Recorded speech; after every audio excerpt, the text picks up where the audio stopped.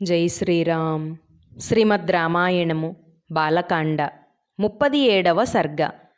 కుమారస్వామి చరిత్ర. దేవతలు బ్రహ్మ ఆజ్ఞచే అగ్నిదేవుని చూచి శివుని తేజస్సును గంగ యందు విడువమని కోరిరి.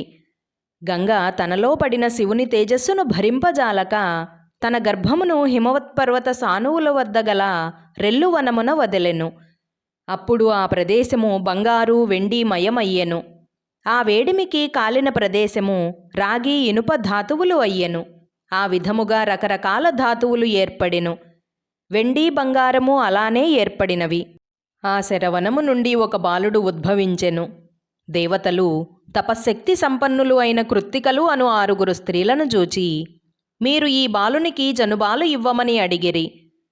అప్పుడు వారు, ఈ పిల్లవాడు మా పుత్రునిగా అంగీకరించితిరేని మీరు కోరినట్లు చేయుదము అని పలికిరి. అందులకు దేవతలు అంగీకరించిరి. అప్పుడు ఆ 6 బాలునకు స్నానము చేయించి పాలు ఇచ్చిరి. ఆ బాలుడు 6 ముఖములతో 6 చనుబాలను ఒక్కసారిగా త్రాగి ఒక్క దినముననే వృద్ధి నొందెను. గర్భస్రావము నుండి జన్మించుట చేత అతనికి స్కంధుడని పేరు వచ్చెను.